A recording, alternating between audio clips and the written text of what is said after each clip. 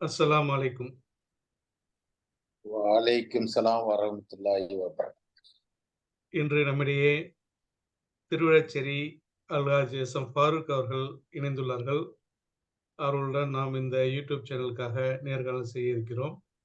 அ இந்த நிகழ்ச்சியில இந்த நிகழ்ச்சியில பங்கேற்று உங்களுடைய கருத்துக்களை வழங்குவதற்காக உங்களுடைய நேரத்தை ஒதுக்கி தந்தமைக்கு மிக்க நன்றி. முதலில் உங்கள பத்தி, அதாவது உங்களுடைய இளமை பருவம், படிப்பு, உங்களுடைய குடும்பம் இத பத்தி உள்ள விஷயங்கள சொல்லுங்க. அஸ்ஸலாமு அலைக்கும். முதலாவதாக நெறியாளர் எனது அன்பு நண்பர் முதுவை இதாயத் அவர்களுக்கும், இதை கண்டு கொண்டிருக்கின்ற எனது அன்புக்குரிய நேயர்களுக்கும் என மனமார்ந்த நன்றியையும் சலாத்தையும் தெரிவித்துக் கொள்கிறேன். என்னை பற்றி சொல்வதென்றால், நான் 7/1/1952 அபிவிருத்தீஸ்வரத்தில் பிறந்து திருவிடைச்சேரியில் எனது தகப்பனார், தாயார் எல்லாம் உள்ள எங்களுடைய ஊரான திருவிடைச்சேரியில் வளர்ந்தேன். இங்கு அரசு பள்ளியில் படித்துவிட்டு, குடவாசலில் உயர்நிலை பள்ளியில் படித்துவிட்டு, பிறகு திருச்சி ஜமால் முகமது கல்லூரியில் பிகாம் படித்துவிட்டு என்னோட கல்வியை ஜமால் முகமது கல்லூரியில் தான் நான் படித்தேன். அதில் ஏகப்பட்ட அனுபவங்கள். இப்பொழுது கல்லூரியினுடைய செயலாளரும் கரஸ்பாண்டன்ட்மாக இருக்கக்கூடிய மரியாதைக்குரிய ஹாஜா நஜிபுதீன் அவர்களுடைய வகுப்பு தோழன் நானும் ஒருவன் என்பதிலே எனக்கு ஒரு மற்றற்ற மகிழ்ச்சி. அதற்கு எங்கள் குடும்பத்தை பற்றி சொல்வதானால், நாங்கள் எனது தாயார் மஹமுதா பீவி, தகப்பனார் ஷேக் தாவூத் அவர்களுக்கு 5 பிள்ளைகள், 2 ஆண்களும் 3 சகோதரிகளும். அதில் நான் மூத்தவன். இங்கு படித்து முடித்துவிட்டு அந்த நேரத்தில் வேலை வாய்ப்புகள் எல்லாம் மிகவும் குறைவாக இருந்த காரணத்தினால், அந்த நேரத்தில் தான் இந்த வளைகுடா நாடுகளில் எல்லாம் போவதற்காக வேண்டி மக்கள் எல்லாம் ஆயத்தமாகிக் கொண்டிருந்த காலம் அந்த காலம். அந்த நேரத்தில் படித்து முடித்தது 1975. அதனுடைய டிகிரி சர்டிபிகேட் கூட நான் வாங்கவில்லை. 1976 மார்ச் 10 துபாய் புறப்பட்டு விட்டேன். துபாய் புறப்பட்டு விட்டேன் என்றால் டைரக்ட் ரெக்ரூட்மெண்ட் பாம்பேயில் எடுத்து அக்பர் கப்பலிலே துபாய் வந்து சேர்ந்தேன். 1976 March 10 Costain Taylor Woodrow joint venture என்ற பிரிட்டிஷ் கம்பெனி நமது Dubai drydock project, Port Rashid extension, அதற்காக நாங்கள் எல்லாம் கப்பலில் வந்தோம். சுமார் 300 தமிழ்நாட்டை சேர்ந்த சகோதரர்கள் எல்லாரும் சேர்ந்து, கிட்டத்தட்ட அதிகமான நண்பர்கள், ஒன்றுபட்ட தஞ்சை மாவட்டத்தை சேர்ந்தவர்கள் அதிகமான நண்பர்கள், மற்றும் பல மாவட்டங்களை சேர்ந்தவர்கள் எல்லாம் சேர்ந்து ஒரே கம்பெனிக்கு வந்தோம். அங்கு வந்து அதை அப்படியே யார் யார் படிச்சவங்க கொண்டவங்க இந்த மாதிரிலாம் பிரிச்சு எடுத்ததிலே எனக்கு காஸ்டின் டைலர் ஹெட் ஆஃபீஸில் அக்கௌண்ட்ஸ் டிபார்ட்மெண்ட்டில் பணிபுரிய வாய்ப்பு கிடைத்தது. அதில் 5 வருட காலம் பணிபுரிந்தேன். அந்த நேரத்தில் தான் நமது துபாயில் ஈமான் அமைப்பை தொடங்கினார்கள். ஈமான் அமைப்பு. இந்த ஈமான் அமைப்பு தொடங்கும் பொழுது, அப்பொழுது நம்ம மாயவரத்தை அடுத்த அரங்கக்குடி அல்ஹாஜ் அப்துல் காதர் அவர்கள் தலைவராகவும், இப்பொழுது மதுரையிலே இன்ஜினியரிங் கல்லூரி நடத்தி கொண்டிருக்கிறார்கள் ஜலீல் காக்கா அவர்கள் பொதுச் செயலாளராகவும் இருந்தார்கள். அந்த நேரத்தில் நான் ஈமானில் இணைந்து, அப்பொழுது முதலாக அக்கவுண்ட்ஸ் இன்சார்ஜ் பொறுப்பு வழங்கினார்கள். அதை நான் பார்த்து கொண்டிருந்தேன். நான் சொல்வது ரொம்ப வருடம் 1970 வந்தோம்னா அடுத்த ஒரு சில வருடங்களில் அந்த பணி அங்க நாங்க துபாயில இருந்து இங்க வந்து அதை பார்த்து. அப்ப ஆமா கப்பல்ல வந்த பயண அனுபவம். இது வந்து எப்படி உங்களுக்கு இருந்தது? இது முதல் ஆமாமா. முறையாக நீங்க வந்து கப்பல்ல பயணம் செஞ்சீங்க. அந்த அனுபவம் ஆமா. எப்படி இருந்தது? கப்பலில் பயணம் உண்மையிலேயே மிக மிக சந்தோஷமான ஒரு பயணம். எனது தகப்பனார் சிங்கப்பூர் சபராலி, சிங்கப்பூர் சிட்டிசன். அவர்கள் எல்லாம் அப்பொழுது சிங்கப்பூரிலிருந்து நாகப்பட்டினம் துறைமுகத்துக்கு எஸ்.எஸ். ரஜுல்லா இது மாரி கப்பலில் வருவார்கள். நாங்கள் சின்ன பிள்ளையாக இருக்கும்போது போய் அழைத்து வருவோம். ஆ ம். அப்பொழுது இந்த கப்பல் அது ரொம்ப தூரம் இருக்கும். கப்பல்லேருந்து போட்ல இறங்கி, போட்லேருந்து நாகப்பட்டினம் துறைமுகத்துக்கு வந்து, அப்புறம் நாங்க அழைச்சிட்டு வருவோம். கஸ்டம்ஸ்லாம் முடிச்சுட்டு. அப்ப ம். கப்பல்லாம் பார்க்க மாட்டோமான்னு நெனைச்சோம். பிற்காலத்துல பாம்பேயிலிருந்து கப்பலில் அக்பர் கப்பல்ல போகக்கூடிய பெரிய வாய்ப்பு கிடைத்தது. அதுவும் நண்பர்கள் புடைசூழ இருந்ததுனால, ம். மிகவும் சந்தோஷமாக அந்த 3 நாட்கள் என்று நினைக்கிறேன். 3 நாட்கள். 3 பகல், 3 இரவு அப்படி என்று தான் நினைக்கிறேன். ரொம்ப ம். சந்தோஷமா இருந்தது. வந்து ம். துபாய் துறைமுகத்திலே அ கப்பலை அணைத்து, அங்கு வெளியில பார்க்கும்போது நெறைய பேர் நம்ம தமிழ்நாட்டுக்காரங்கலாம் கைய காட்டுனாங்க.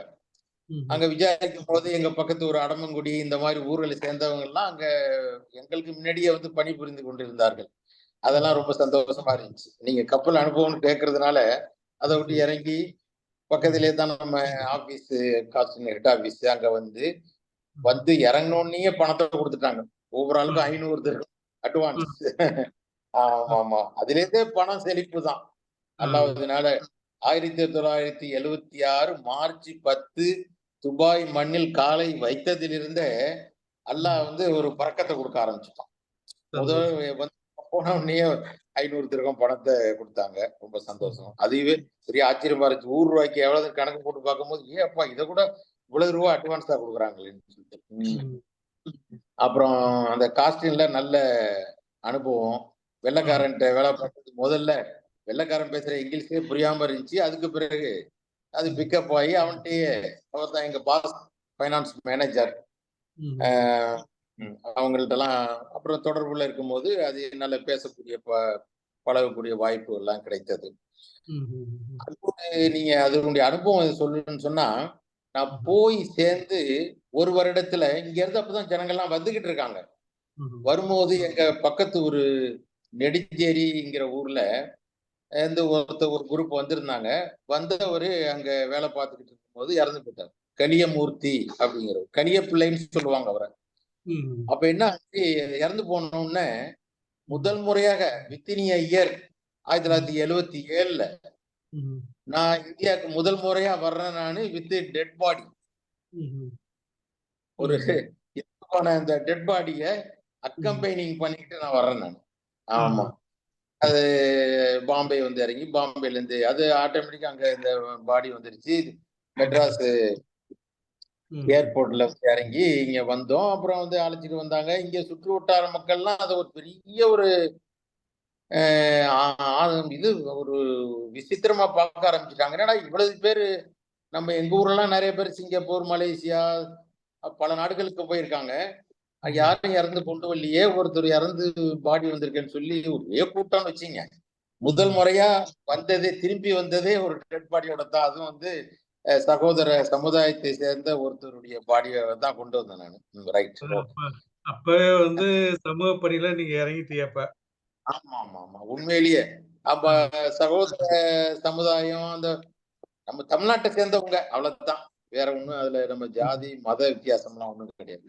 ரைட். சந்தோஷம். திருப்பி திருப்பி வந்தாச்சு. வந்து ம். அத கன்டின்யூ பண்ணோம். அதோட ஈமானுடைய தொடர்பு இருந்துச்சு. அடுத்த ம். 5 வருஷம் அது முடிவு பெற நேரத்துல ப்ராஜெக்ட் முடியிற நேரத்துல குயின் எலிசபெத் வந்து நம்ம துபாய் ட்ரை டாக்க திறந்து வச்சாங்க. வெரி ஆஹா. Big project. சரி. ஷேக் இஸ் ஹைனஸ் ஷேக் ராஷிதுடைய பெரிய ப்ராஜெக்ட்ல ஒண்ணு இந்த துபாய் ட்ரை டாக் ப்ராஜெக்ட். அது ம். திறந்து வைக்கிறதுக்காண்டியே குயின் எலிசபெத்தும் திறந்து வச்சாங்க. அத ம். நாங்க பக்கத்துல இருந்து பார்க்கக்கூடிய பெரிய வாய்ப்பு கிடைச்சுச்சு. எங்களுக்கு ம். 3வது ரோ கேலரி மாரி வச்சு அதுல 3வது ரோல ஸ்டாஃப் ம். ஹெட் ஆஃபீஸ் ஸ்டாஃப் எல்லாம் உட்கார்றதுக்கு ஒரு வாய்ப்பு இருந்துச்சு. அதுக்கு முன்னாடி பெரிய பெரிய வெள்ளைக்காரங்க, அப்புறம் பெரிய அரபாபுலாம் அந்த மாதிரிலாம் உள்ளவங்கலாம் இருந்தாங்க. நாங்க 3வது ரோல இருந்தோம். அது எதுக்க ஷேக் ராஷிதையும் குயின் எலிசபெத்தையும் பார்க்கக்கூடிய பெரிய ஒரு வாய்ப்பு கிடைச்சிச்சு. ரைட். அது முடிஞ்ச உடனே ப்ராஜெக்ட் முடிஞ்சு அந்த நேரத்துல தான் அப்ளை பண்ணி துபாய் எலக்ட்ரிசிட்டி கம்பெனி டிஇசில அங்க அக்கௌண்ட்ஸ்ல சேர்ந்துட்டேன். நல்லா இங்க எல்லாம் சொல்லி தெரிஞ்சு கம்பெனிக்கே தெரிஞ்சு இவங்க விசாவை கேன்சல் பண்ணி நீங்க அங்க போய் சேர்றது ரொம்ப சந்தோஷம்னு ஒரு பார்ட்டியை கொடுத்து அங்க வந்து நிறைய பேர் ஒரு 5 வருஷம் 5 வருஷம்னா 76ல இருந்து 81 81ல கரெக்டா 5 வருஷம் இங்க முடிஞ்சு அங்க சேர்ந்தோம். அது சேர்ந்தது இப்ப எல்லாம் ஒரு கம்பெனில இருந்து ஒரு கம்பெனிக்கு போகும்போது தெரியாம தானே போவாங்க. ரிசைன் பண்ணிட்டு எங்க போறேன்னு சொல்ல மாட்டாங்க. இது தெரிஞ்சு பார்ட்டி எல்லாம் கொடுத்து பஹ்ரைன் போயிட்டு வந்து நேரா டிஇசிக்கு வந்து சேர்ந்தோம். அவ்வளவு. 2வது அந்த எலக்ட்ரிசிட்டியில சேர்ந்தது தான் அது. அப்ப டிஇசியா இருந்துச்சு. அதுக்கு பிறகு வாட்டர் டிபார்ட்மெண்ட் இணைச்சு துபாய் எலக்ட்ரிசிட்டி வாட்டர் அத்தாரிட்டின்னு அதுக்கு ஒரு 4-5 வருஷத்துக்கு பிறகு 5 வருஷத்துக்கு பிறகு அது மாறிச்சு. இன்னைக்கு வரைக்கும் துபாய் அது ஒரு கவர்மெண்ட் ஆஃப் துபாயுடைய ஒரு டிபார்ட்மெண்ட். துபாய் அரசு துறையில ஒரு முக்கிய பொறுப்புல வந்து சேர்ந்திருக்கீங்க. அது வந்து எத்தனை வருஷமா அந்த துறையில வேலை பார்த்தீங்க? இங்க ஒரு 5 வருஷம், அதுல ஒரு 33 வருஷம். ஆக மொத்தம் 38 வருடங்கள் துபாயில பணியிலே இருந்தேன். கண்டினியூஸா. பஹ்ரைன் போயிட்டு வந்த ஒரு நாள் தான் சம்பளம் வாங்காத நாள். பஹ்ரைன் இங்க இருந்து பஹ்ரைன் போயிட்டு திரும்பி வந்து டிஇசில ஜாயின் பண்ணல அந்த ஒரு நாள் தான். மீதி எல்லாமே கண்டினியூஸா இல்லாததுனால பணியில தான் இருந்தேன். சிறப்பு, சிறப்பு. இப்ப வந்து அந்த அரசு துறையில நீங்க இப்ப ஒரு பணிபுரியக்கூடிய வாய்ப்பு வந்து கிடைச்சது. அதுல வந்து உங்களுக்கு என்ன மாதிரியான பாராட்டுகள், கௌரவங்கள் கிடைச்சது? உண்மையிலேயே அல்லாஹ்வுக்கு பெரிய நன்றி சொல்லணும்.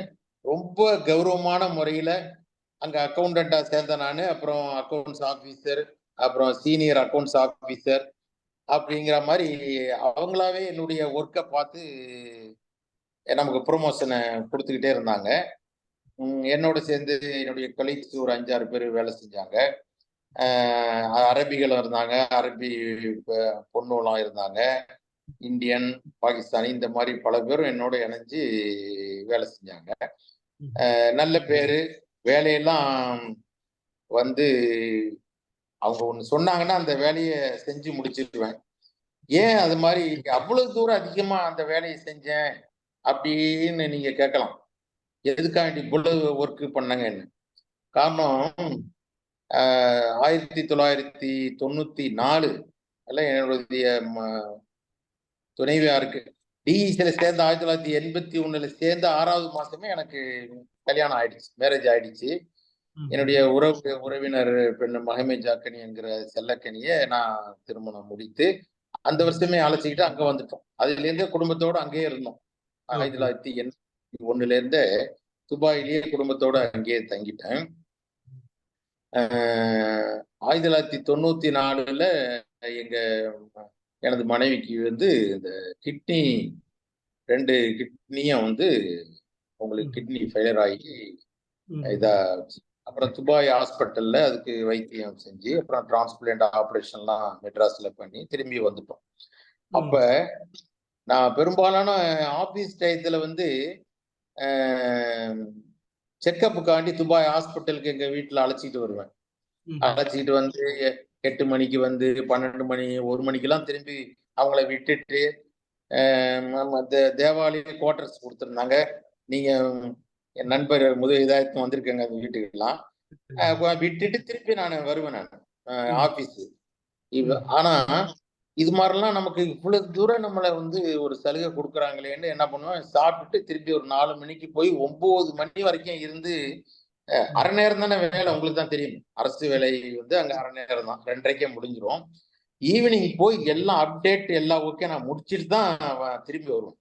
அதாவது 9 மணியோ 9:30 அதை பத்தி பிரச்சனையே கிடையாது, வேலையை முடிச்சிடும். மறுநாள் நம்ம ஃபைனான்ஸ் மேனேஜர் வந்து பார்க்கும் போது ஒரு பேப்பர் கூட என் டேபிள்ல இருக்காது. எல்லா பேப்பர் கிளியர் பண்ணி வந்து அதாவது senior accounts officer for payment A to Z payment, staff ம். சம்பந்தமான பேமெண்ட்டும் சரி, கம்பெனிகள் சம்பந்தம், இன்டர்நேஷனல் இந்த பேமெண்ட் எல்லாமே அது ஒரு நம்மளுடைய பொறுப்பு அது. அதனால ம். அந்த வேலையை அப்பப்போ பார்த்தா தான் அது கரெக்டா இருக்கும். அது மாதிரி பார்த்தேன். நிச்சயமா. எனக்கு வந்து இந்த வேலை நேரம் அரை நேரங்கிறதுனால பொது வாழ்க்கையில அதிகமா என்னை ஈடுபடுத்திக்கிட்டேன். சந்தோஷம். நானா நினைச்சுக்கிறது நம்ம பொது வாழ்க்கையில ஈடுபட்டதுனாலதான் அல்லாஹ் வந்து நம்ம மனைவிக்கு இப்படி ஒரு கஷ்டங்களை கொடுத்து அதை நிவர்த்தி பண்ணக்கூடிய ஒரு வாய்ப்பையும் கொடுத்துருக்கான். டிரான்ஸ்பிளான்ட் பண்ணி பொதுவா வந்து வாழ்றவங்க நல்லபடியா மெயின்டைன் பண்ணாவே ஒரு 6 வருஷம் 7 வருஷம் தான் வாழ்வாங்க. ம். அவங்கள வந்து அல்லாஹ் வந்து ஒரு 25 வருஷ காலம் ம். அவங்கள நல்ல முறையில இந்த துனியாவுல வாழ்றதுக்குள்ள வாய்ப்பை கொடுத்தான். சரி. அதனாலே நான் என்ன பண்றது, அவங்க நன்றி தெரிவிக்கும் ஒரு முகமா எனக்கு எந்த நோய் நொடியும் கொடுக்காம இருக்கிறதே அது அல்லாஹ்வுடைய ஒரு இது. அதை நிச்சயமா. நீல பொது சேவை செஞ்சோம்னா அது நமக்கு ஒரு நன்மையா எப்படியாவது கிடைக்கணுமேங்கிறதுக்காண்டி நிச்சயமா. ஈமான்லயே நினைச்சுக்கிட்டேன். ஈமான்ல நான் ஒரு ம். அக்கௌண்ட்ஸ் இன்சார்ஜா போனேன் நானு. அப்புறம் மறுபடியும் என்ன வந்து ஒரு ஆடிட்டரா கிட்டத்தட்ட 20 ம். வருஷ காலம். முதல்ல 2 ஆடிட்டர் இருப்பாங்க. ம். நானும் எனது அன்பு நண்பர் அப்துல் கத்தீம் அவர்கள் ம். 2 பேரும் ஆடிட்டரா இருந்தோம். ஓகே. பிறகு வந்து கத்தீம் சாப் வந்து துணைத் தலைவர் ஆன உடனே நானும் அமானுல்லா, சடையன் அமானுல்லான்ற நம்ம சகோதரர் எனக்கு ம். காலேஜ்ல சீனியரா இருந்தாரு. அவரும் நானும் ஆடிட்டரா இருந்தோம். ஓகே. அதுக்கு பிறகு நான் என்ன மட்டும் வச்சுட்டாங்க. நானே ஒத்தையாளா ஆடிட்டரா இருந்துகிட்டு இருந்தேன். ம். ஆடிட்டரா இருக்கிற காலத்துல பிறகு வந்து தலைவர் மரியாதைக்குரிய ஈடிஏ குரூப் ஆஃப் கம்பெனியுடைய எம்டி சலாவுதீன் காக்கா தலைவராக இருந்தாங்க. ம். என்னுடைய நண்பர் லெப்பை குடிகாடு அனூர் பாஷா ம். பொதுச் செயலாளராக இருந்தாரு. அந்த ம். காலகட்டத்திலலாம் நான் ஆடிட்டரா பணிபுரியக்கூடிய பெரிய பாக்கியம் கிடைச்சிச்சு. ம். பிறகு அதுல ஒரு நம்ம இப்பொழுது எம்பியாக இருந்தவரும் இப்பொழுது வக்பு வாரியத்தினுடைய சேர்மனாக இருக்கக்கூடிய அன்பு சகோதரர் அப்துல் ரஹ்மான் நம்ம ம். ஈமானுடைய பொது சேவை செய்வதற்காண்டி ஈமானுக்கு வருகிறார்கள். ம். ஆஹ் வரும்போது அவருக்கும் எனக்கும் அந்த பொதுச் செயலாளர் என்ன பொதுச் செயலாளர் தேர்ந்தெடுத்து அதுல போட்டியிடுறதுக்காண்டி போட்டாங்க. நான் சொன்னேன் என்னால முடியாதுங்க எங்க ஒய்ஃபுக்கு. ம். அப்பதான் அந்த கிட்னி ப்ராப்ளம் ஸ்டார்ட் ஆச்சு. அதனால ம். என்னால முடியாது. தயவு செஞ்சு விட்டுருங்கன்னா, ம். மரியாதைக்குரிய சலாதீன் காக்கா அவங்க கேட்கல. இல்ல, இல்ல நீங்க கீழே இருந்து மேல இந்த ம். லெவலுக்கு வந்திருக்கங்க. அது நீங்க தான் அந்த பதவி இது பண்ணணும் அப்படின்ட்டு. நான் ரொம்ப சொன்னேன் கேட்கல. ம். அப்புறம் எனக்கும் அப்துல் ரஹ்மான் அவர்களுக்கும் வந்து திருவிழா சீட்டு போட்டு ம். இதுல என்ன பார்க் அது? சஃபா பார்க்கா? பாருங்க. ஜுமேராவுல இருக்குல்ல. அது 1000 பேர் கூடியிருந்தாங்க. ஆமா. அதுல வந்து திருவுள்ள சீட்டு போட்டு ம். தேர்ந்தெடுத்தது அப்துல் ரஹ்மான் வந்துச்சு. அவங்க பொதுச் செயலாளராகி ரொம்ப தன்னை ம். பொது சேவையில இணைச்சுக்கிட்டது அப்துல் ரஹ்மான் வந்து அதுல ரொம்ப நல்ல அதிகமான நான் என்ன தேர்ந்தெடுத்திருந்தா கூட என்னால அந்த அளவுக்குலாம் பாடுபட முடியாது. காரணம் எங்க ம். வீட்டுல அவங்கள கவனிக்க வேண்டிய ஒரு சூழ்நிலை. நிச்சயமா. அத நல்ல சைன் பண்ணி நல்ல பேர் வாங்கினாரு. அதுக்கு ம். பிறகுதான் எம்பி ஆனது போனது வந்ததெல்லாம் அந்த இது. இன்னைக்கு வரைக்கும் நல்ல தொடர்புல இருந்துகிட்டு இருக்கா மாதிரி சகோதரர் அப்துல் ரஹ்மான் அவர்கள். அப்புறம் ம். வந்து இன்னும் பொது சேவைன்னு சொன்னா அந்த காலகட்டத்துல நான் இந்த பல இது இருந்துச்சு. சங்கங்கள் இருந்துச்சு. எல்லா சங்கங்களையும் அரசாங்கம் ஒரு இது போட்டு எல்லாத்தையும் அப்ரூவல் இல்லாத சங்கங்களை எல்லாம் க்ளோஸ் பண்ணிட்டாங்க. நிச்சயமா. என்ன ஆச்சு அந்த நேரத்துல முதல் முறையா தமிழ்நாடு பண்பாட்டு கழகம், ம்ஹ்ம். தமிழ்நாடு பண்பாட்டு கழகங்கிற ஒரு அமைப்பை உருவாக்கி ம்ஹ்ம். அது வந்து அரசு அப்ரூவலும் வாங்கி ம்ஹ்ம். நாங்க ஒரு 5 பேரு அத கவுண்டர் பேட்டனா இருந்து ஆரம்பிச்சோம். நிச்சயமா. அதாவது மிஸ்டர் குமாரு, ம்ஹ்ம். மிஸ்டர் லிங்கண்ணன், ம்ஹ்ம். குத்தாலம் அஸ்ரப் அலி, லப்பை ம். குடிகாடு அனூர் பாஷா, நான் ம். நான் என்னையும் சேர்த்து 5 பேர் சேர்ந்து ஆரம்பிச்சு 5 பேருடைய தகவல்லாம் கொடுத்து அரசாங்க அப்ரூவலோட தமிழ்நாடு பண்பாட்டு கழகம் ஆரம்பிச்சு எல்லாரும் இணைஞ்சு நிறைய அதுல சேவைகள் செய்யக்கூடிய பெரிய வாய்ப்பு கிடைச்சிச்சு. இது எல்லாரும் இணைகிறது. ஈமான்ங்கிற அமைப்பு அதனுடைய தேவையை பற்றி உங்களுக்கு நல்லா தெரியும். அதுல வந்து மார்க்க சம்பந்தமான, கல்வி சம்பந்தமான, அப்புறம் இஃப்தாரு இதெல்லாம் இந்த மாதிரி பணிகள் எல்லாம் அதிகமான இது. இந்த தமிழ்நாடு பண்பாட்டு கழகங்கிறது இது வேற சம்பந்தப்பட்டது. எல்லாரையும் இணைச்சு ஒண்ணா அது பல விதமான சேவைகள் இந்தியாவில் தாயகத்திலேருந்து வர்ற பெரிய மனிதர்கள், அரசியல் தலைவர்கள்ல இருந்து அமைச்சர்கள் அவங்கவுங்க எல்லாரையும் அவங்களாம் ரிசீவ் பண்ணி அவங்களுக்கெல்லாம் உள்ள கௌரவத்தை கொடுக்கக்கூடிய ஒரு இது. அது மட்டும் இல்லாம பன்னாட்டு இஸ்லாமிய இலக்கிய கழகம் அதுலயும் நமக்கு ஒரு வாய்ப்பு கொடுத்தாங்க. அந்த நேரத்துல அதனுடைய தலைவரா கத்தீம் சாப் இருந்தாங்க. இப்ப மரியாதைக்குரிய இவங்க மிக என்னுடைய ரொம்ப மனதுக்கு பிடித்தமான மஹ்ரூப் காக்கா இப்ப தலைவராக இருந்து சேவை செஞ்சுட்டு வர்றாங்க. அந்த அமைப்புல நானும் இருந்தேன். அதுல துணைத் தலைவரா துணை செயலாளராக தெரியல இருந்து அந்த நேரத்துல நிறைய பெரிய பெரிய விழாக்கள்லாம் செஞ்சோம். பெரிய மனிதர்கள்லாம் வந்தாங்க. நம்ம டாக்டர் ஜின்னா சர்பதியினுடைய இது வெளியிடுறது இந்த மாதிரி பல விதமான நிகழ்ச்சிகள்லாம் அதுலயே நடந்துச்சு. இப்ப துபாயில வந்து நீங்க வந்து மொத்தம் எத்தனை வருஷம் இருந்தீங்க?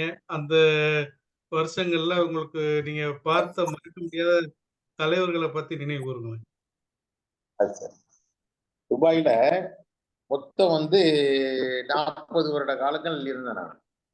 துபாய் எலக்ட்ரிசிட்டியில வந்து துபாய் எலக்ட்ரிசிட்டி வாட்டர் அத்தாரிட்டியில 60 வயசு ரிட்டையர்மெண்ட். நான் தான் சொன்னேனே, இந்த நம்மளுடைய பணியை பார்த்து அவங்களே என்ன செஞ்சாங்க, எக்ஸ்டென்ஷன் 2 வருஷம் எக்ஸ்டென்ஷன் கொடுத்து இருக்கணும்.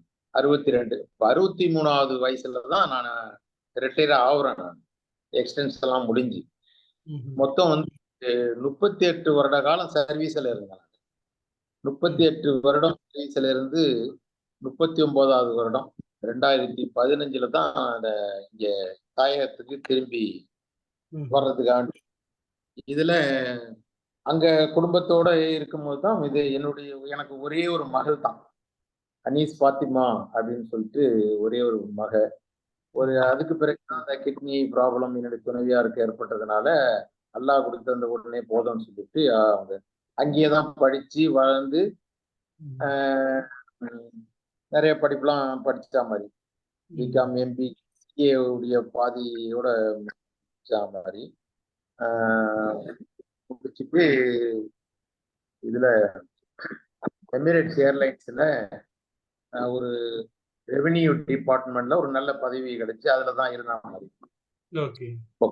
கொரோனா காலம் வரைக்கும் அதுல நல்ல ரெவென்யூ டிபார்ட்மெண்ட்ல ரெவென்யூ மேனேஜ்மெண்ட் ஆப்டிமேஷன் ஏதோ ஒரு அந்த இதுல வந்து இருந்த மாதிரி ஹெட் ஆபீஸ்ல. அப்புறம் கொரோனா காலம் வரைக்கும் அதுல பாதி காலம் வரைக்கும் இருந்த மாதிரி. பிறகு பாதி காலம் ஃபிளைட் எல்லாமே சுத்தமாக நின்று போச்சுன்னு சொன்ன உடனே எல்லாம் அவங்கவுங்க இருங்க, கூப்பிடுற நேரத்துல ஒருத்தங்களா ஜாயின் பண்ணுங்க அப்படின்னு சொல்லி அனுப்பிட்டாங்க. அப்புறம் அதுக்கு பிறகு எனக்கு வந்து ஒரு பேத்தி ஒரு பேரன். அந்த பேத்தி பேரன் மருமகள்லாம் அங்க இருக்கிறாங்க. அவங்கள பாக்குறதுக்காக வேண்டிதான் இடைக்கிடையே நான் வர்றேன். நானு பழைய நண்பர்களை எல்லாம் அப்படி பார்க்கக்கூடிய பெரிய வாய்ப்பு கிடைச்சிச்சு. இப்ப நோன்பு இந்த வருஷம் கூட நோன்பு 15 நாள் இங்க இருந்துட்டு மறு 15 நாள் அங்க வந்தேன். அங்க வரும்போது பழைய நண்பர்கள்லாம் பார்க்கணுங்கிற ஆசையில தான் இப்ப திருப்பி உங்களே நான் பொதுவே இதாயத்தை கான்டாக்ட் பண்ணா துபாயே கான்டாக்ட் பண்ண மாதிரி ஆச்சு. நீங்க அந்த ஒரு நிகழ்ச்சி நடக்கிறதுக்கும் சொல்றதை நீங்க அழைக்கிறது. இப்ப கூட பன்னாட்டு இஸ்லாம் இது நம்ம இதுன்னா வெளிநாட்டு வாழ்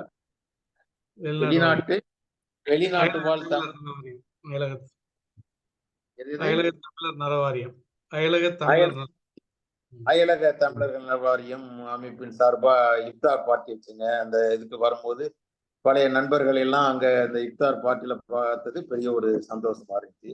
அடுத்தடுத்து பல நிகழ்ச்சிகள்லாம் இன்வைட் பண்ணுங்க, அதெல்லாம் வந்து அவங்களையெல்லாம் சந்திக்கும் போது எனக்கு பெரிய சந்தோஷம். இன்னும் ஏன்னா என்னுடைய வாழ்க்கையில பெரும்பாலான வருஷங்கள் அங்கேயே கழிஞ்சதுனால எனக்கு செட்டிங் அங்கேயே ஆயிடுச்சு. அது வந்து ஒரு தாயகம் மாதிரியே எனக்கு ஃபீலிங் அது. இங்க வந்தாதான் நான் வெளியாள் மாதிரியே நினைக்கிறது நான். ரைட். சரி. அத இந்த மாதிரி பல பொது சேவையில இருந்ததுனால பல பொது மக்களோட பழகக்கூடிய வாய்ப்பு. இங்க இருந்து நிறைய பேர் வந்திருக்காங்க. அதுல குறிப்பா எப்படி யார சொல்றதுன்னு சொன்னா, இந்த முன்னாள் சபாநாயகர் காளிமுத்தண்ணன் அவர்கள் வந்து ஒரு ஒரு வாரம் வந்து அங்கேயே தங்கிட்டாங்க. ஒரு வாரம் அவரோட தினசரி அவரோட பேசிக்கிட்டு இருக்கிறது, அவர் சபாநாயகரா இருக்கிற காலத்துல நான் சொன்னேன், புரோட்டோகால் படி நீங்க வந்தீங்கன்னு சொன்னா உங்களை பார்த்து பேச கூட முடியாது, எங்கேயே வச்சிருப்பாங்க. நீங்க தனிப்பட்ட முறையில வந்ததுனால உங்களோட பேசி கொண்டுட்டு இருக்கிறோம் அப்படின்னு சொல்லிட்டு அபுதாபி அழைச்சிட்டு போறது, நம்ம கார்லயே அபுதாபி அழைச்சிட்டு போறது, அவரோட சேர்ந்து பேச கொள்ள ஒரு மனிதர்களோட அந்த ஊர்ல நிறைய டைம் இருக்கும்ல. இங்கெல்லாம் வந்தா பார்க்க பேசக்குள்ள டைம் அவ்வளவு இருக்காது. அங்க டைம் இருந்ததுனால அவங்களோட பேசக்கூடிய ஒரு வாய்ப்பு கிடைச்சிச்சு. அப்புறம் வந்து இன்னும் நிறைய பேர் இருக்காங்களே. ஈமான் அமைப்பு சார்பா நடக்கிற மீலாது விழா, அதுல வந்து பெரிய பெரிய அறிஞர் பெருமக்கள், மார்க்க அறிஞர்கள்லாம் வருவாங்க. அவங்களோட எல்லாம் பழகக்கூடிய ஒரு வாய்ப்பு, அவங்கள அழைச்சிட்டு போகக்கூடிய ஒரு வாய்ப்பு, அப்படி அது கிடைக்கும். இங்க இந்த பொது நிகழ்ச்சியில தமிழ்நாடு பண்பாட்டுகளும் இதுலலாம் வந்து இங்க அரசியல் கட்சி பிரமுகர்கள் நடிகர் ஃபர்ஸ்ட் இப்ப அழைச்சது நடிகர் சரத்குமார். அவரும் இன்னைக்கு வரைக்கும் அவர் தொடர்புலதான் இருந்துகிட்டு இருக்காரு. ஏன்னா அவர்தான் முதல்ல இது அந்த தமிழ் புத்தாண்டு விழாவில் ஆரம்பிச்சது. அதுல வந்து கலந்துக்கிட்டு அதுல இருந்து ஒரு தொடர்புலேயே இருந்துகிட்டு இருக்காரு. இது மாதிரி நிறைய பேர் பெரிய பிரமுகர்கள் வந்து இருந்தாங்க. அப்ப எங்க தொகுதியில ஒரு எம்எல்ஏ இருந்தவர், மறுபடி எம்எல்ஏ இருந்தவர், பல பேர் அழைச்சிருக்கேன். அழைச்சி அவங்க ஆமா அழைச்சி. நீங்க வந்து இப்ப இந்த அமீரகத்துல வேலையை முடிச்சுட்டு இப்ப வந்து தாயகத்துல நீங்க என்ன பண்ணிட்டு இருக்கீங்க? அது ஒரு நல்ல கேள்விதான். அதாவது நான் நினைச்சேன், என்னடா இங்க வந்தோம், சம்பாரிச்சோம், கொண்டோம். நிறைய பேரு ஒரு பெரிய ஒரு இது ஒண்ணு, நிறைய பேர் இங்க இருந்து நான் துபாய் எலக்ட்ரிசிட்டியில வேலை பார்க்குற காலத்துல அந்த ரிட்டைர்மெண்ட் ஆகி அவங்க வந்து ஊருக்கு போவாங்க. அந்த ஃபைனல் செட்டில்மெண்ட் ஃபைனலா கிளியரன்ஸ் பண்றது நான் தான். பண்ணிட்டு என்ன பண்ணுவாங்க, ஊருக்கு வருவாங்க. ஊருக்கு வந்தா ஒரு 6 மாசம் 1 வருஷத்துக்குள்ளேயே செய்தி வரும், இவர் இறந்து போயிட்டாரு, அவர் இறந்து போயிட்டாரு. காரணம் என்னன்னு பார்த்தா, அவங்க வந்து அங்க காலையில ஃபஜர் தொழுகையிலேருந்து அப்புறம் ஆபீஸ் போறது, டியூட்டிக்கு போறது, அங்க பாக்குறது, ஆபீஸ் டியூட்டியா இருந்தாலும் சரி, வெளி டியூட்டியா இருந்தாலும் சரி, பிஸியா இருப்பாங்க. தன்னுடைய உடம்ப வந்து அந்த ஒரு ஆக்டிவிட்டிலேயே வச்சிருப்பாங்க. அதனால அங்க நல்லா இருந்தாங்க. திருப்பி இங்க ஊருக்கு வந்து என்ன பண்ணிடுறாங்க, அவங்க கொஞ்சம் அப்படியே ரெஸ்டாவே இருந்து சாப்பிடுறது, இந்த கல்யாணங்க காட்சி விருந்து அதுல எல்லாம் சாப்பிட்டுக்கிட்டு படுத்து தூங்கிக்கிட்டு இந்த பள்ளியாச தொழுவ போற நேரமோ மற்ற நேரத்துல ரொம்ப ரெஸ்ட் எடுத்ததுனால அவங்களுக்கு ஏதோ ஒரு உடல் சேஞ்ச் ஏற்பட்டு நிறைய பேர் அந்த மாதிரி மௌத்து இது மாதிரிலாம் இருக்கிறாங்க. அவங்க எல்லாம் ரிட்டையர் ஆகி வந்த பிறகும் ஒரு ஆக்டிவிட்டிஸா இருந்தாதான் நல்லது. தொழுக வணக்கத்துக்கு மேல உடம்பையும் ஒரு ஆக்டிவிட்டிஸா வச்சுக்கிட்டா ரொம்ப நல்லா இருக்கும். நான் என்ன நினைச்சேன், சரி சம்பாரிச்சோம் கொண்டோம், நம்ம ஊருக்கு போய் அது ஒரு 10 பேர் ஒரு 20 பேருக்கு ஒரு வேலை வாய்ப்பு கொடுக்கணும் அப்படிங்கிறதுக்காண்டி அங்க இருக்கும் போதே என்ன செய்யலாங்கிற ஒரு மாதிரி, அதாவது ஒரு ஒரு தொழிற்சாலை மாதிரியும் இருக்குன்னு ஒரு 10-20 பேருக்கு வேலை கொடுக்கணும். என்ன செய்யலாம்னு பார்க்கும்போது அந்த நேரத்துல சரி ஒரு வாட்டர் பிளான்ட் போடலாம் அப்படின்னு சொல்லி ஏற்பாடு பண்ணேன். அது நம்ம ஊர்லயே போட்டாதான் நம்ம ஊர் மக்கள், சுற்று வட்டார மக்களுக்கு வேலை கொடுக்கலாங்கிறதுனால மூன்லைட் பேக்கேஜ் ட்ரிங்கிங் வாட்டர், இந்த பாட்டில்லாம் விக்குதுங்கல்ல, 300 500 ml 1 லிட்டர் கேனு, இது மாதிரி உள்ள ஒரு ஃபேக்டரிய பிளான் பண்ணி திருவச்சேரியிலேயே போட்டு அதுக்கு பேரு இது ரெஜிஸ்டர் பண்ணி மூன்லைட் பேக்கேஜ் ட்ரிங்கிங் வாட்டர் அப்படிங்கிற ஒரு ஃபேக்டரிய உண்டாக்கி, அது நான் இங்க வந்த பிறகு அது ஓபன் பண்ணி இப்ப அதுல தான் அங்க இருந்துட்டு தான் பேசுறேன். இப்ப இப்போ ஒரு 10-15 பெண்கள் இங்க வேலை செய்யறாங்க. வந்து அவங்க மேனுவலா அதை வந்து நம்ம ஆட்டோமேட்டிக் மிஷின் போட்டா அத்தனை பேருக்கு வேலை போயிடுங்கிறதுக்காண்டி அது மேனுவலா அவங்க எல்லாம் அந்த அந்த சட்டத்திட்ட ரூல்ஸ் படி ஹைஜீனிக்கா என்ன வெளியில இருந்து பிஐசில இருந்து அதிகாரிகள் வரும்போது கேட்பாங்க, என்ன நாங்க வர்றதுனால நீங்க இவ்வளவு எல்லாம் சின்சியரா தலையில கேப்பு, வாய்க்கு இந்த மூடி, கைக்கு கிளவுஸ் எல்லாம் கரெக்டா ரூல்ஸ் படி செய்யறீங்களே, நாங்க வர்றோங்கிறதுக்காண்டியானு. சார் நீங்க வர்றது எங்களுக்கு தெரியாது, நீங்க வந்தாலும் வரலனாலும் அந்த முறைப்படி அந்த வேலையை செய்யணுங்கிற ஒரு இது, நாங்க வெளிநாட்டிலேயே இருந்ததுனால அந்த மாதிரி செய்யணுங்கிற ஒரு இது எங்களுக்கு ஏற்பட்டு போச்சு, அதனால அப்படிதான் செய்கிறது. அவங்களே அப்ரிசியேட் பண்ணிட்டு போவாங்க. அல்ஹம்துலில்லாஹ் இப்ப சுற்று வட்டாரத்துக்குலாம் இந்த தண்ணி எல்லாம் சப்ளை பண்றது அவங்களே டீலரே வந்து எடுத்துட்டு போயிடுவாங்க. அதனால நம்ம வந்து லைனுக்கெல்லாம் போய் சப்ளை பண்றது இல்லை. பெரும்பாலானவங்க எங்களை தொடர்பு கொண்டு அவங்க ஆர்டர் கொடுப்பாங்க அல்லது நேரடியா வந்து தண்ணி எடுத்துட்டு போவாங்க. கேனு கொண்டு வர்றவங்களாம் கேனு கொண்டு வந்து அதை ஃபில் பண்ணிட்டு போவாங்க. அந்த ஃபேக்டரியில இருந்து தான் இப்போ நான் பேசிக்கிட்டு இருக்கேன். நான் மடநேரி ஒரு 10-15 குடும்பங்களுக்கு நம்ம ஒரு வாழ்வாதாரம் கொடுக்குறோமேங்கிறது அது ஒரு சந்தோஷம் தான் உண்மையிலேயே.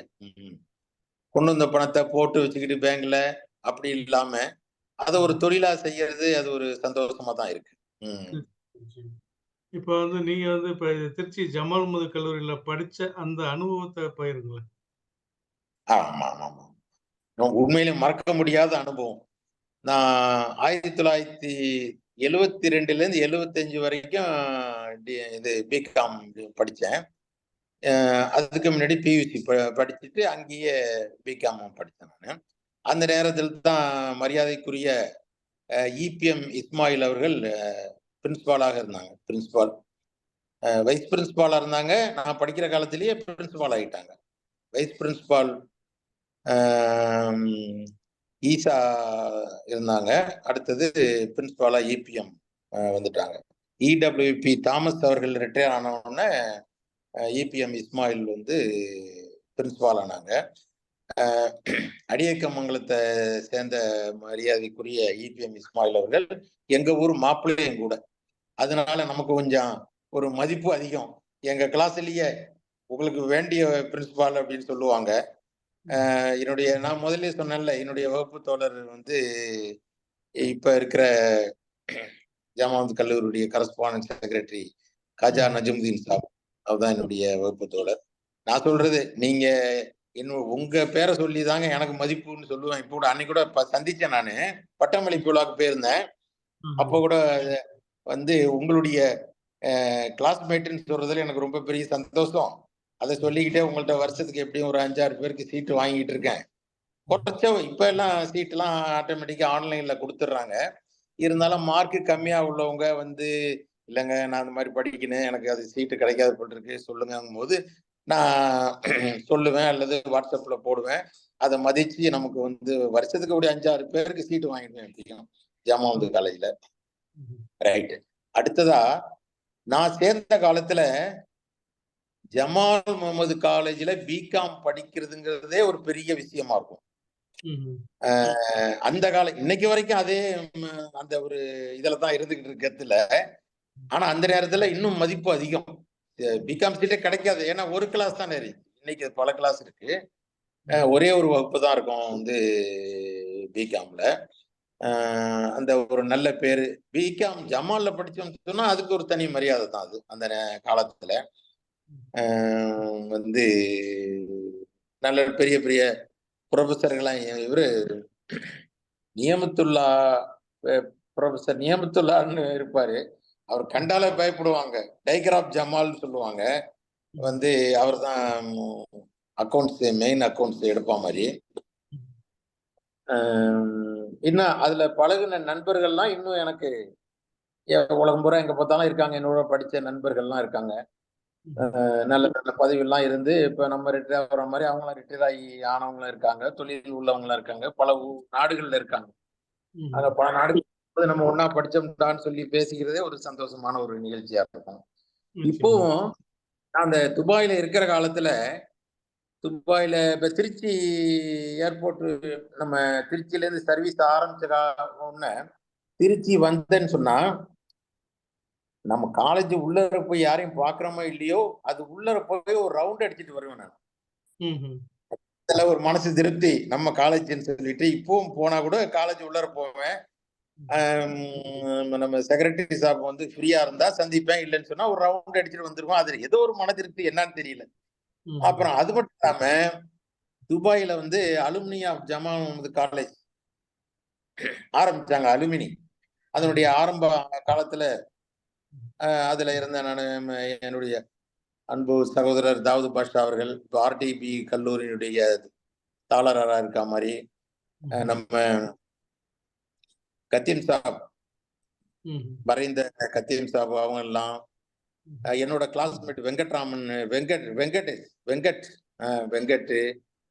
அப்புறம் இது வக்பு வாரிய சேர்மன் அப்துல் ரஹ்மான், எல்லாரும் இருந்து அது நம்ம இதை ஆரம்பிச்சு ரொம்ப சிறப்பான முறையில நம்ம துபாயில அலுமினி ஆஃப் ஜமால் கூட்டம் நடக்கும். வருஷம் தவறாம இப்தார் விழாவில் பல நிகழ்ச்சி நடக்கும். அதுல இப்தார் விழாங்கிறது அது நிச்சயமா நடக்கக்கூடிய விழா ஒண்ணு இப்தார் விழா. ஜேஎம்சி இப்தார் விழான்னா அலுமினி ரொம்ப ஃபேமஸான விழா. அதுல இன்னும் சொல்ல போனா நீங்க தான் என்ன பண்ணுவாங்க, முதல்ல வந்து என்ன பேச கூப்பிட்டுருவாங்க. நான் கூட சொன்னேன், இது ஓப்பனிங் பேட்ஸ்மேன் அப்படின்னு சொல்லிட்டு தான் நான் போய் பேசுவேன். எனக்கு பெரிய சந்தோஷமா இருக்கும். ஜமால் காலேஜில் அந்த நினைவுகளை பகிர்ந்துக்கிறதுல எனக்கு பெரிய சந்தோஷம். அந்த சந்தோஷத்துல தான் இப்ப வந்திருந்த இப்ப மார்ச்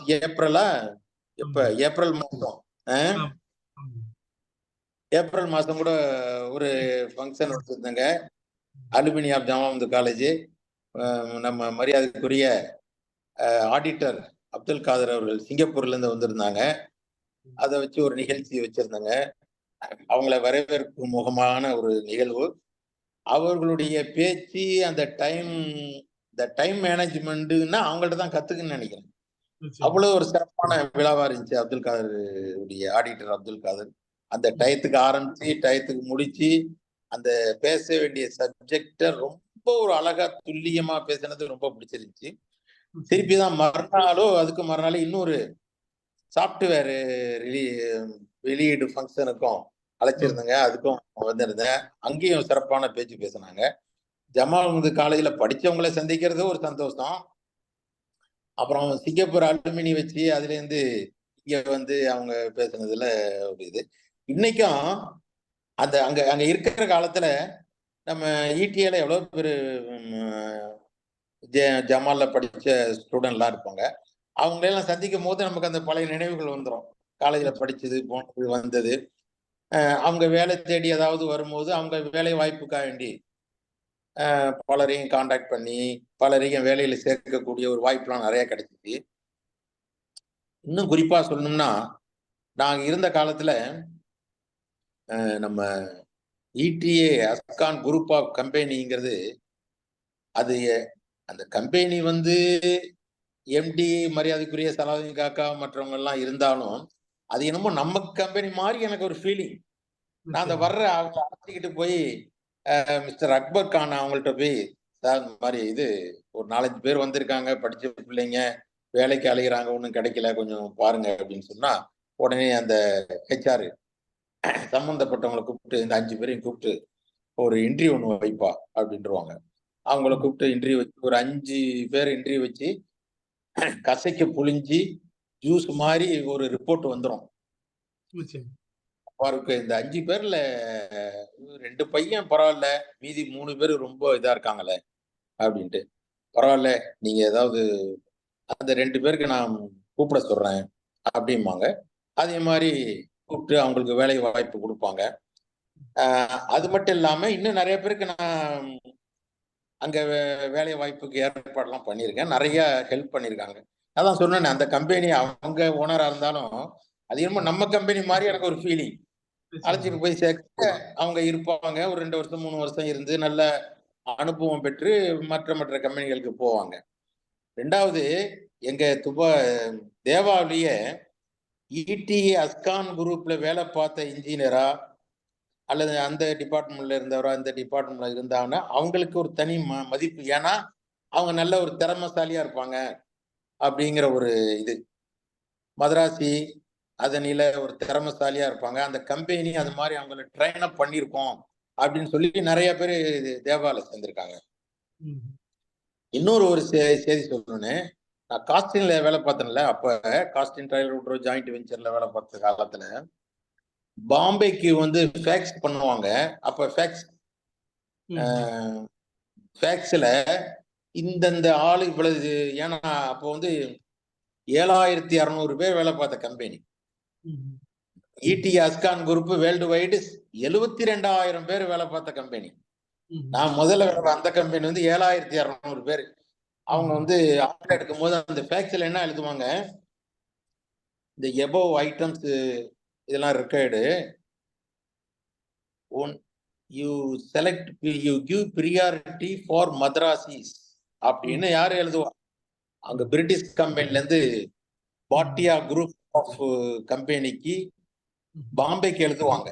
அந்த ஸ்கில் ஒர்க்கர் வந்து மதராசி வந்து அவ்வளவு எக்ஸ்பர்ட் அப்படிங்கிறத அவங்க தெரிஞ்சுக்கிட்டாங்க. அதனால யூ செலக்ட் ஒன்லி மதராசீஸ். யார் எழுதுறா? நம்ம எழுதல, நம்ம தமிழ்காரங்களுக்கு எழுதல, பிரிட்டிஷ் வெள்ளக்காரன் பாட்டியா குரூப் ஆஃப் கம்பெனி பாம்பேக்கு எழுதுறான். அது ஒரு பெரிய பெருமை. நான் அதெல்லாம் பார்த்திருக்கேன். எனது பேப்பர்லாம் பார்க்கக்கூடிய இது தானே, நான் நம்ம டிபார்ட்மெண்ட் அக்கௌண்ட்ஸ். அந்த அளவுக்கு நம்ம தமிழர்கள் வந்து உலக அளவுல வந்து வேலை செய்யறதுலயும் வேலையில வந்து ஒரு சின்சியரா செய்யக்கூடிய ஒரு இதுல பேர் வாங்கணும். இன்னைக்கு வந்து நம்ம தமிழக முன்னாள் முதல்வர் கலைஞருடைய நினைவு நாள். கலைஞருடைய உங்களுடைய நினைவுகள், அதை வந்து சுருக்கமா நினைவு கூறுங்களேன். நிச்சயமா. கலைஞரை பத்தி நினைவு கூறா இருந்தா, கலைஞர் எங்க பக்கத்து ஊர் தான். நான் இப்ப இங்க திருவடிச்சேரியில இருந்து திருவாரூர் போனேன்னு சொன்னா போற வழியிலேயே காட்டூர் இருக்கு. காட்டூர் தான் அவங்க அம்மாவுடைய சமாதி இருக்கு. கொஞ்சம் தூரம் போனா இப்ப மணி மண்டபம் கட்டியிருக்காங்க. மணி மண்டபம், திருமண மண்டபம். அது அன்னைக்கு நான் போயிருந்தேன், டைம் ஆயிடுச்சு. நான் இன்னும் நீங்க சொன்னதுனால இன்னைக்கோ நாளைக்கோ நான் அதை போயிட்டு வர்றேன். நான் ரொம்ப பிரமாதமா இருக்கு அப்படின்னு சொல்லிட்டு எல்லாம் சொன்னாங்க. திருவாரூர் போகும்போது போற வழியில தான் இருக்கு மணி மண்டபம்லாம் பார்க்கணும். பார்க்குறேன். நான் எங்க வீட்டுல திருமணம் அந்த கலைஞர் முதல்வராக இருக்கும் காலத்திலும் சரி, எதிர்கட்சி தலைவராக இருக்கிற காலத்திலும் சரி, கல்யாண காட்சிகள் நடக்கும் போது ஒரு பத்திரிகை ஒண்ணு அனுப்பி வைக்கிறது வழக்கம்.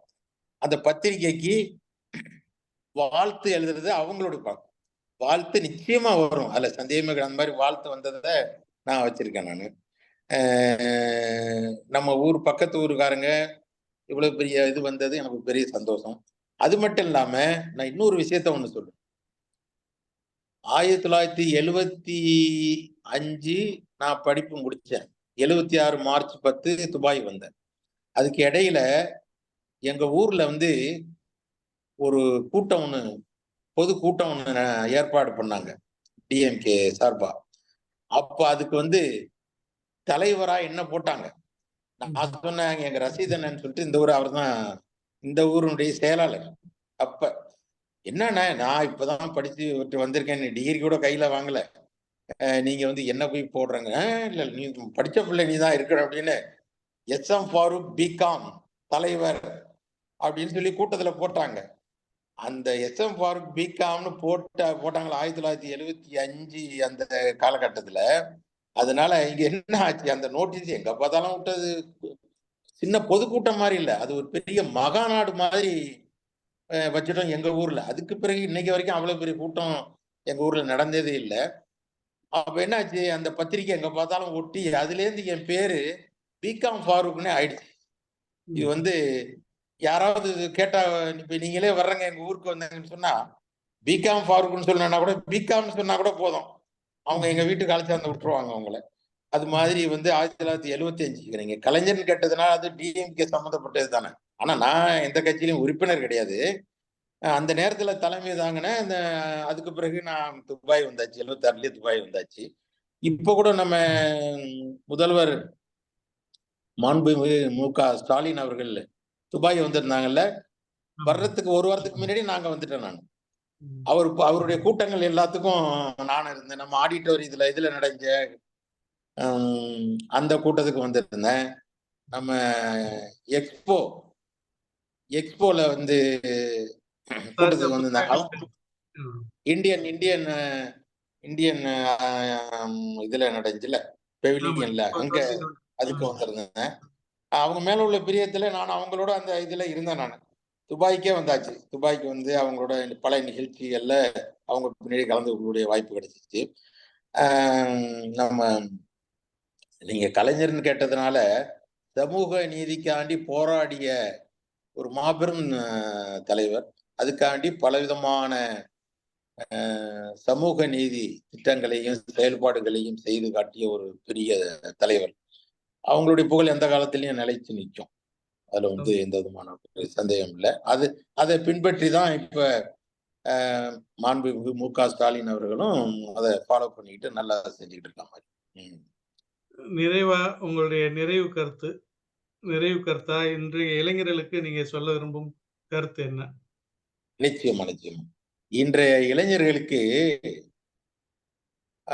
வந்து சொல்ல வேண்டியது, அந்த காலத்துல இந்த அளவுக்கு படிக்கல.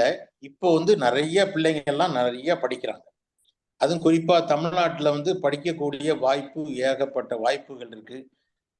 நம்ம சுற்று வட்டாரத்திலேயே இன்ஜினியரிங் காலேஜ்ல இருந்து மற்ற கல்லூரிகள்லாம் டெய்லி டே ஸ்காலரா போயிட்டு வர்ற அளவுக்கு கல்லூரிகள்லாம் அதிகமா ஆயிடுச்சு.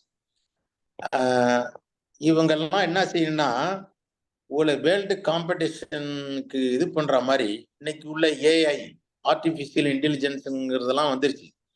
தன்னை வந்து தயார்படுத்திக்கணும். ஒரு வேலைக்கு போறோம்னு சொன்னா இன்னைக்கு உள்ள அப்டேட்ல இருக்கணும். என் தம்பி பேரு ஜுபீர் அலி, எத்திசலாத்துல வேலை பார்த்து ரிட்டையர் ஆகி இப்பதான் வந்த மாதிரி. நான் முதல்ல சொன்னேன்ல, நாங்க 2 பேரு ஆம்பளை பிள்ளைங்க, 3 பேரு சகோதரிகள். தம்பிக்கு 2 பையன் ஒரு பொண்ணு. அந்த பையன் மூத்த பையன் இதுல படிக்கிற மாதிரி, கிரசன்ட் இன்ஜினியரிங் காலேஜ்ல பிடெக். அடுத்த பையன் அகமதுன்னு சொல்லிட்டு அவன் இன்டீரியர் டெக்கரேஷன் படிக்கிற மாதிரி. நான் உங்கள்கிட்ட எல்லாம் உட்கார வச்சு சொல்றது, இன்னைக்கு உள்ள ஒரு சூழலுக்கு தகுந்த மாதிரி நீங்க அப்டேட் ஆயிடுறீங்க. சும்மா எப்ப பார்த்தாலும் போன்லயே பார்த்துக்கிட்டு இருக்காதீங்க. போன்ல பாக்குறதுல கூட உங்க சப்ஜெக்ட பாருங்க நல்லா. அதுல இருந்து நிறைய விஷயங்களை தெரிஞ்சுக்கிட்டு உலக அளவுல ஒரு இடத்துல போனா ஒரு காம்படிட்டிவா ஒரு ஒரு போட்டியில வந்து ஜெயிக்கிற அளவுக்கு உங்களை வளர்த்துங்கன்னு சொல்லி நான் சொல்றது. ஆங்கில அறிவும் ரொம்ப கம்மியா இருக்கு. ஆங்கில அறிவு தமிழ்லயே தானே பேசிக்கிட்டு இருக்காங்க. அது நல்ல ஒரு இங்கிலீஷ் நாலேஜையும் கொஞ்சம் நல்லா பேசக்கூடிய இதை இம்ப்ரூவ் பண்ணிக்கணும்.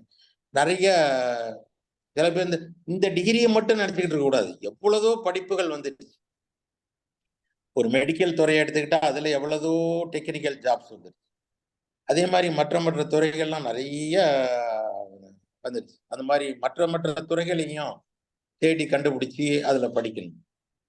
ஐஐடியில நேற்று கூட ஒருத்தர் யூடியூப்ல கேட்டேன், ஐஐடியில படிக்கிறது சம்பந்தமா நீங்க ஏன் பெருசா நினைக்கிறீங்க, தாராளமா படிக்கிறதுக்கு இந்த மாதிரி வாய்ப்பு இருக்குன்னு ஒருத்தர் நேற்று பேசுறாரு, ஒரு ப்ரொஃபசர். கேட்டேன். அது மாதிரிலாம் நிறைய பார்த்து கொண்டு நல்ல படிப்புகளை தேர்ந்தெடுத்து நாலேஜை இம்ப்ரூவ் பண்ணி ஒரு நல்ல ஒரு ஒரு இன்டர்வியூக்கு போனா தலை நிமிர்ந்து பதில் சொல்லக்கூடிய அளவுக்கு தன்னை தயார்படுத்திக்கணும். படுத்திக்கிட்டா எங்க இந்த நாட்டிலும் சரி வெளிநாட்டிலும் சரி நல்ல உயர்ந்த நிலைமைக்கு போகலாம் அப்படிங்கிறது என்னுடைய ஒரு வேண்டுகோள். நிச்சயமா. அதான் உங்கள்ட்ட பேசிக்கிட்டே இருந்தா டைம் போறதே தெரியாது. இன்னும் நிறைய அதாவது அல்ல குறையாத அச்சய பாத்திரம் மாரி உங்கள்ட்ட நிறைய கருத்துக்கள் வந்துகிட்டே இருக்கும். இருந்தாலும் காலத்தின் அருமை கருதி நம்ம இந்த நிகழ்ச்சிய நம்ம பண்றோம். தொடர்ந்து நம்ம அடுத்தடுத்த நிகழ்ச்சிகள நம்ம இன்னும் பல்வேறு விவாதங்கள செய்யலாம். உங்களுடைய இந்த நேரத்தை ஒதுக்கி இந்த உங்களுடைய கருத்துக்களை வழங்கியமைக்கு மிக்க நன்றி. மீண்டும் ஒரு நிகழ்ச்சியில் சந்திப்போம். நன்றி. அஸ்ஸலாமு அலைக்கும். தாயகம் வந்தும் என்னை கண்டுபிடிச்சி நீங்க என்னை தொடர்பு கொண்டு இந்த ஒரு தேர்வை என்னிடம் நடத்தியமைக்காண்டி ரொம்ப நன்றியை தெரிவிக்கிறேன். இதை கேட்டுக்கிட்டு இருக்கிற அனைவருக்கும் எனது நன்றியையும் சலாத்தினையும் தெரிவித்துக் கொள்கிறேன். அஸ்ஸலாமு அலைக்கும்.